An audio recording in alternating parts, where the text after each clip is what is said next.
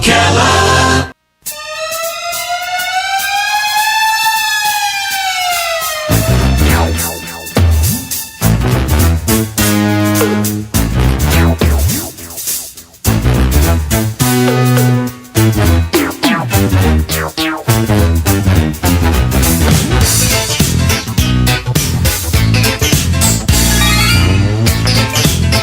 All right, 5 minutes after 9 o'clock. Thank you for tuning in. Jim George is here. He is our professor of gadgetry.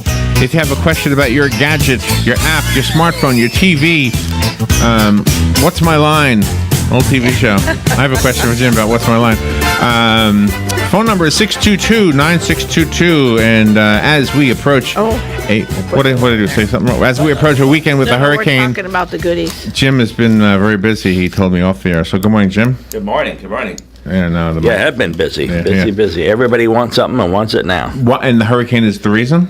No, I think at the end of the year they just kept putting things off, and now they want it. And I kept telling them, we have a hurricane coming. I have important things to fix, But but I was telling you off the air that I went to K Jewelers in the mall in Gainesville, and they have the neatest device for anti-theft type thing.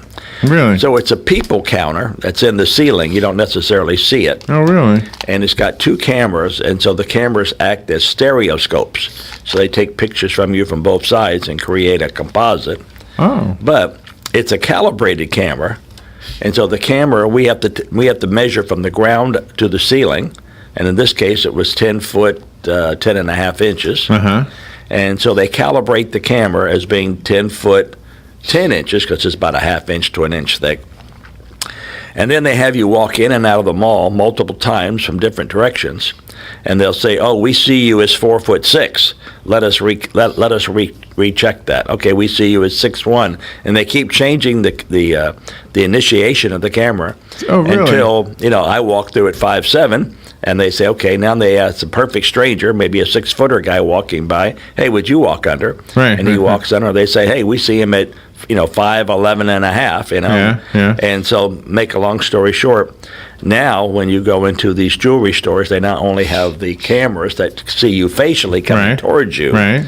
Now they have the ones above you that are calibrating how tall you are and taking multiple pictures on both sides. That is fascinating. Wow. So when somebody robs the place, cool. they have a good description of who that is. Yeah, they know exactly how tall he was because the cameras are calibrated from the ceiling down. Well, that'll be everywhere. And both sides. Soon that'll be every bank, every grocery, everybody will have them. Yep. Yeah, the mall. It'll all be here. Yeah, they convinced the owner, not the owners, they convinced the sales ladies and such that it was just a people counter.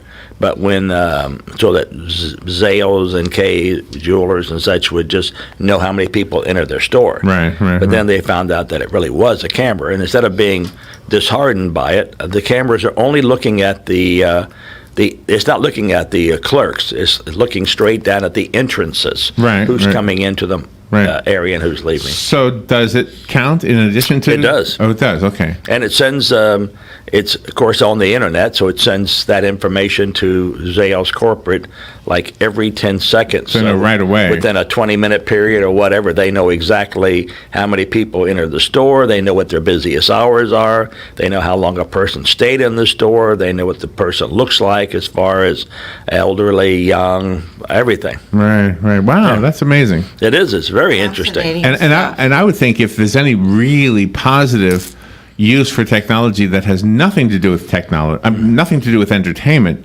that it would be for that purpose, for the purpose of security, protecting your possessions and your life and everything, right? Yes.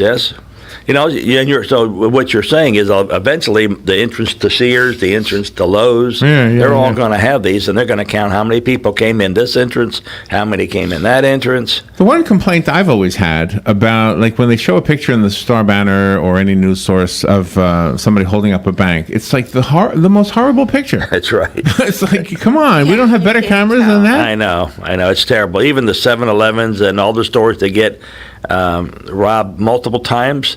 They still have these cloudy, blurry. I know. It's like the cameras that take pictures of UFOs. They're horrible. Yeah, Nobody has a good camera. If you see a UFO, you know you don't have a good camera. Hold that face while I go get me This a is camera. why Robin never sees a UFO, because she's got a really good camera. That's right. Oh, I have a question for you from What's My Line, the TV show What's My Line. Okay. All right. I was watching What's My Line on the computer in that room yesterday because this is unrelated to my question, though. There was a lady, a panelist who used to be on there. Her last name was Kilgallen. Okay, yes. Do you remember that? Yes. Did you say Dorothy was her first? Dorothy, thank you. Yep. And she was murdered. Did you know this? No. She was murdered on the 5th floor of her brownstone home in New York somewhere. 12 hours after she was on What's My Line, her body was found. And she was not just a celebrity. She was an investigative journalist. Okay. This has nothing to do with my question, though. I just got on. But it's getting interesting. I'm getting on a tangent. All So right. anyway, she had interviewed Jack Ruby. Mm-hmm. And after interviewing Jack Ruby, she said to her friends, I've got information that is going to blow this Kennedy assassination out of the water. Next day or whatever, she was dead. And after she was dead, somebody said, well, now that Dorothy's dead, Jack Ruby's going to die. And sure enough, somebody shot Jack Ruby. Yeah. Okay. Yeah. Nothing has to do with my question. My question is about when I'm watching an old black and white TV show. They say filmed in the studios of whatever it was. Okay, filmed. They don't say videotape. They say Right. filmed. So did they really use film that like an 8mm film Yeah. or something? Did they? Yes, 35 millimeter, yes. So that must have been expensive to do a TV show. It was, yes. Wow.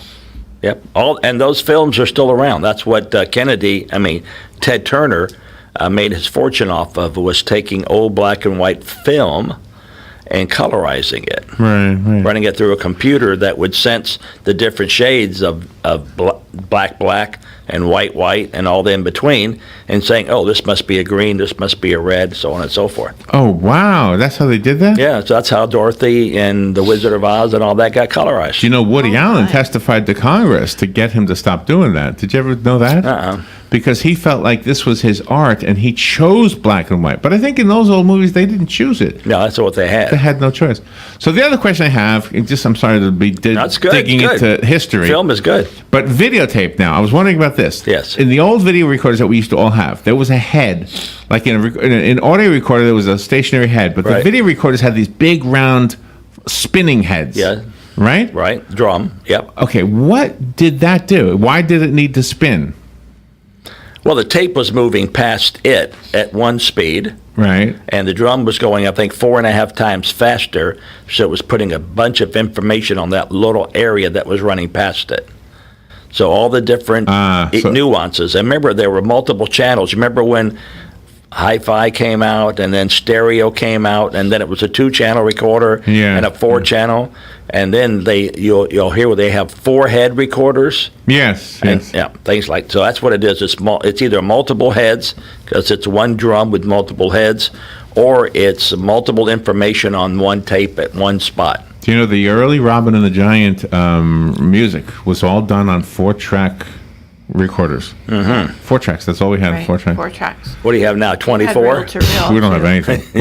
we do it on a computer now, but we don't. They have railroad track. We honestly don't do it anymore. We don't. Here's the road, Jack. We don't do it. We do mostly books been a long and stuff. time. But Yeah. anyway, so Well, you don't record your music anymore? rarely. Mostly, we've been focusing on children's books. So and stuff. once you make up a song, like the Thanksgiving song you Right, had, right. all right, does that go straight then to the internet? It doesn't get recorded like on a cassette or DVD? Correct. Correct. Yeah, we don't bother with that anymore. And then you let the person pull down what they want from the site. Right. Okay. Yeah, every time we write something, we put it up right away. We record it and do it all, and right away. We don't just leave it in the box. All right. Well, all right. Well, there we go. So there was one app. iTunes. Talking to technology, was an app I found a couple days ago, or maybe yesterday. Tracker.gasbuddy.com to show you where there was gas available. Did you have trouble getting gasoline lately? I did, but I went to the 2 stations that I always go to, and when they were out, I actually went inside, and the guy said, if you'll come tomorrow at 8 a.m. or before, I will have You'll be gas. Well, I fine. was there at 6, and he did not have any. I went to the next one that said the same thing, and he had it by 6. But then when I was on the way back home, I noticed that they had it, and people were lined up across the street, across the block, down the Really? road, and I mean, they were all like Galen said, they were really for a whole week filling up every container they owned. Yeah. And and there was no gas for us business people who must get to an emergency spot. No. Like I do nurses call systems and a skilled facilities, and you've got to get there and fix their fire alarm. You got to get there and fix it. Without gas, you can't do it. No. Whereas the guy on top of the world, let's say it's retired, and he's 85 years old, has got 10 cans of gas in his garage, you know. In an RV. You know, and you're sitting there. Right. Yeah, An RV. yeah. Yep. All right, let's take a little break. We'll be right back. If you have a question for Jim about your technology, whether it's your hey, and you might want to ask about what you should do with your antenna. Maybe take it down. I don't know. If it's telescopic, bring it down. All right, we'll be right back with Jim. The weather is brought to you by myfwc.com. Safe boating is no accident. A hurricane warning is in effect. Clouds and sun today. A couple of showers and a thunderstorm for this afternoon. High 87 to 91. Rather cloudy tonight. Low 75 to 80. A shower or thunderstorm around in the afternoon tomorrow. High 85 to 89. Heavier rain and gusty winds from Irma moving in Saturday night and then continuing on Sunday. From the Florida Weather Center, I'm Heather Zayer. Hello, gorgeous. Hi, this is Becky at Hello Gorgeous Salon. Let's get rid of those sun damaged ends and faded out color and get into something rich and vibrant. It's time to get that new look started. So call today and set up your appointment at Hello Gorgeous Salon, 351-5358. Hello Gorgeous is a certified Brazilian blowout salon. We can tame those locks, leaving your hair healthy and shiny with a Brazilian smoothing treatment. And whether you're going on a job interview or out on a date, your hands do a lot of talking. Manicures are a must. Hello Gorgeous is a full-service salon, so let us help you make a great first impression. Call us today to set your appointment at Hello Gorgeous. Our number is 352-351-5358. Again, that's 352-351-5358. Hello Gorgeous is conveniently located in the heart of downtown Ocala, right next to the historic Marion Theater. And don't forget, we also do men and children's cuts too. Hello, gorgeous. Hey, Matt, I know Sunrise Automotive does auto stuff, but I need some tires for my truck. Can you recommend someone? Yes, I can. We do that. No, I mean, I need them installed and balanced and all that. Yep, we do that. Well, my son needed his windows tinted. Yep, we do that. I need my seat replaced. Yep, we do that too. I need a new roof line, a new spoiler, and a new Yep, trunk. we can even do that too. Okay, I get it. I suppose you can also do a radio show, too. Well, as a matter of fact, join me, Matt Gibbs from Sunrise Automotive, every Tuesday at 10 for auto repair with personal care right here on The Source. What you may have missed on the John Tesh Radio Show. Stick to your normal sleep schedule if you can, even while on vacation. That way, when you do return to work, you'll feel more restored and productive than somebody who's returning from vacation super stressed and tired. People living 50 meters from a major road were 7% more likely to develop dementia than people who live further away. Having a jam-packed weekend feels precisely 6 hours longer than one spent on the sofa.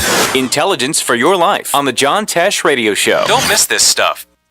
Robin, how do you like my design? You're designing a box? That's not a box. It's a doghouse. Rough draft for your rough? Sounds like you need personal service. I do? Yes, to print the blueprints. See Mark at the Personal Service Center. He can print blueprints, notarize permit applications, print and mail out invoices, and even provide great-looking business cards. Personal Service Center. That's the one on the corner of Northeast 25th Avenue and 24th Street, right? Just look for the yellow signs. Your pedigree palace will be a reality in no time. I guess I should put my microphone on. 19 minutes after 9 o'clock, Jim George is here. Wow, it goes fast, huh? Time flies. Jim is from American Cable Services. If you ever need some cable service, and pretty soon we're going to have the big announcement about a la carte services that you can get from Jim through the internet. Yes. And I'm going to be first in line. Yep, I'm waiting myself for, we have 2 developments that need some pricing from me, and I'm waiting from the manufacturer to give me some final pricing on some special servers that hold a ton of information. That's, layman terms. And so I know it's, I have a ballpark price, but I don't have a specific price, and I don't know how much information it will hold because there's different models. But they promised it to me on Monday. They were going to come up And I said, you ain't coming up on Monday. You can forget about that. Yeah, really. You know, they're flying in. You know, I said, no, you're not flying in either. There's no planes coming here Monday. I go, really? And they said, oh, you have a hurricane coming. I said, yes, we do. Yes, we do. So I've been calling them every day, and now I'm going to call them again today and say, I need that information. You have a phone call, Jim? Yes. Good morning. Thank you for calling. You're on the air with Jim George.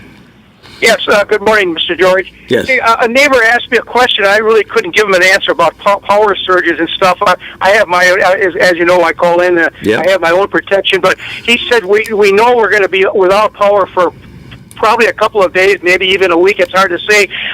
When the power's off that and it comes back with a surge, can that do any damage? And should he get the power surge plugs? Yes, well, it can do damage. What they basically tell you during a hurricane or after the fact is to just turn your main breaker off if you don't have a generator. People who have generators, they know how to operate their panel, or should. And if they don't, they can call any electrician and say, I have a generator, what should I do first and second? But just turn your main breaker off, and then if you just wait then for your neighborhood to be cleared and have power. Now, how will you know if you have power? Number one, you can look and see who's got lights, next to you. That's number one, if it's dark. Number two, if you wanted to leave your main breaker on but turn every breaker off except one, and that one might be the kitchen light, and you have it on. And when the kitchen light comes on, you say, fine, I've got power now. Now I can cycle, on the refrigerator, the stove, the water heater, one at a time. Because when the power comes up, it's going to come up with a fierce force. And then it's going to go down. And then it's going to come back up again while it starts to, sample all those loads and balance. And, man, you don't want to be in that situation. Yeah, so to protect yourself from a surge, you're recommending go to the box, turn everything off except maybe one for a light in the bedroom or something. Yeah, and you'll know when power's on, that light will come on. And then when you turn it on with your personal situation, you're avoiding the surge, right? Exactly. No, your whole house is dead except that one location. Okay, thank you very much. You're welcome. You know what that reminds me of? Thank you for the call. And by the way, the phone lines are open if you want to call Jim. Good information right there. The number to call is 622-9622, and of course Jim's number at his office when he's not on the radio is 854-9795. Call us if you need that repeated. You know what that reminded me of? When Hurricane Sandy hit Long Island, there was a house that had no electricity, and it burnt down because the electricity was turned back on, and it just pushed it right through it. That's it. Yeah. That's crazy. It is crazy. No, the power surge is going to be tremendous. So that's all of us. Because there'll be transformers that will be damaged, that there'll be no way to know they're damaged until they get energized. And once they get energized, it could be a leg shorted up there. So instead of getting your 120 or your 240 in your house, you could get 480 in your house. Talk about this for a second. I know it's a little bit off from what you normally talk about, but there was a story this morning asking us to tell listeners, and you're better educated on this subject. It's got to do with downed power lines and how you shouldn't even drive over them. Your rubber tires are not going to protect you. Explain it. And I think it said that the electricity climbs the water, not your tire. Exactly. Yeah, your tire would definitely, if there was a power line on your car, laying there, you're safe in your car. But what's happening now is if it's pouring down rain and your tires are all wet, it's going to just wick. The power is going to go up into the water, and it'll knock all your electronics out and could knock you out unless you were sitting on your seat and not touching anything that was metal inside your car. Wow. So even if it's on the road, don't drive over it.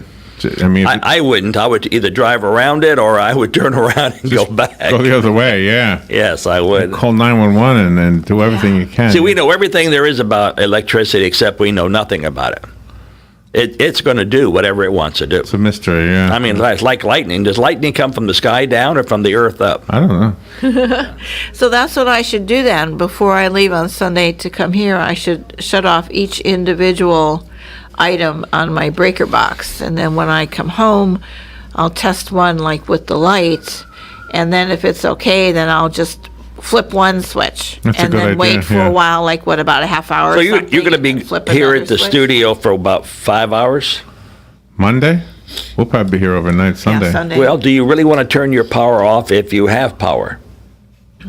We need So is nobody else going to be there that can No. monitor? Uh-uh. All right, let me think. Oh, so we should just leave it on, because you said if the power goes down, everything's going to go down, and then once the transformers come up, there's going to be a surge, and it can blow right, out and they're not going to everything. fix it in the hurricane. I guarantee you. They're going to wait till after the wind stops, the rain stops. Oh, so I don't need Just to leave flip it on. That's all I would. But if you want to turn off certain ones that you're really concerned about, your TV, in case the power is up and down, you know, because when a tree limb hits a power line, the power company has a notification gadget. People out there have all these technical names they can call in, but it will turn your power off, and then you'll notice it comes right back on.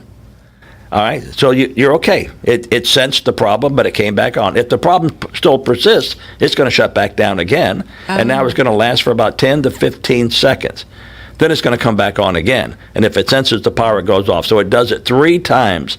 After the 3rd time, it closes down, and then you have no power. So do you really want your stuff going up and down and up and down? So that's where the whole house surge protector comes in. It will protect it. They're very inexpensive. I mean, Lowe's sells them. Every place sells them. You can almost put them in yourself. I mean, you really can, almost. I mean, I work with the panel being hot. In other words, I don't call the power company and say, turn the panel off. But for a homeowner, you could always just call the power company. The new meters that the city has, for instance, are remote control. They'll just turn your power off. Then you screw into the whole house surge protector, and you call them up, and they'll turn it back on. Oh, And you're done. They don't have to roll the truck. Doesn't cost you anything. Really? Yeah. nice. Wow. As a matter of fact, if you were going away and you want your power turned off, you call them. They just turn it off They can turn it off remotely now. remotely. I didn't know that. Yeah. So do they even come out to check the meter anymore? Nope. No more. It's all electronic. Well, there's still some parts of the county and such that still have manual meters. Commercial buildings are one of them. If you walk in the mall and you walk behind all their corridors where you're not supposed to go, but I go all the time, you'll see the manual meters. But if you go to a person's house, you'll see it's reading digitally and flashing. It'll say all 8s, and then the 8s will go away. Then it'll give you a number, and then that'll go away. It's sending. The all 8s means it's sending. It's sending. They know exactly how much power you use and what time of day you use it. Wow. Wow. Well, Isn't that something? That's to allow for rolling blackouts. You know, they have the power to turn you off. There's legal power to turn you off during a blackout. Right, Let's say it was needed by the hospital, you know, for some reason. They would blacken you out for whatever minutes, 10 minutes or whatever, while they gave all the power to one place, and then they would turn you back so on. are you set up to live like the hillbillies? Do you have like propane? Nope, I don't. I wish I did. My wife is one of those ones that, you know, come see, come saw. If it happens, it happens. So, but I do have a small enough generator like, what's his name? Now I lost his name. Anyway, Galen. To keep the electric on for the refrigerator but it won't operate the stove, it won't operate the air conditioners. It's a small one, but you can get a whole house one for like $15,000 installed, and it will power. And for a mobile home, the one that I have that costs $500 and something will power your whole house. Well, that's good. The whole house. Yeah. The air conditioner, everything. Wow. Not a bad investment. Not bad at all. Something. Yeah. I didn't even pay $15,000 for my mobile home. Yeah, that's what I'm saying. For a mobile home. I didn't even pay that much. Yeah, hello. All right. Well, you are hopefully going to be safe this week. Hopefully, people don't call you when the storm's going on. You just have to tell them they have to wait. They have to wait. No one's going out in the storm. And TV is not that important. And after this, right now is at the electrical wholesale house, and they are out of everything. Really? Not only is Lowe's and Ace Hardware and everything, but the electrical contractors were, people want the plugs that go into the generators. They just bought a brand new generator at Lowe's. Right. But they don't have the plug that goes into the generator. It's a special one, an L30. Oh, no. And they don't have the one that goes into your house. And so electrical wholesale houses sell those, and they'll even sell them, made up. They're out. Every electrician in town has bought every part there is. Well, good information for us to use as we approach a dangerous storm in a couple of days. Jim George, thank you for what you do. American Cable Services phone number is 854-9795. Thank you, Jim. Thank you. Have a great day. Be safe this weekend. We'll be back.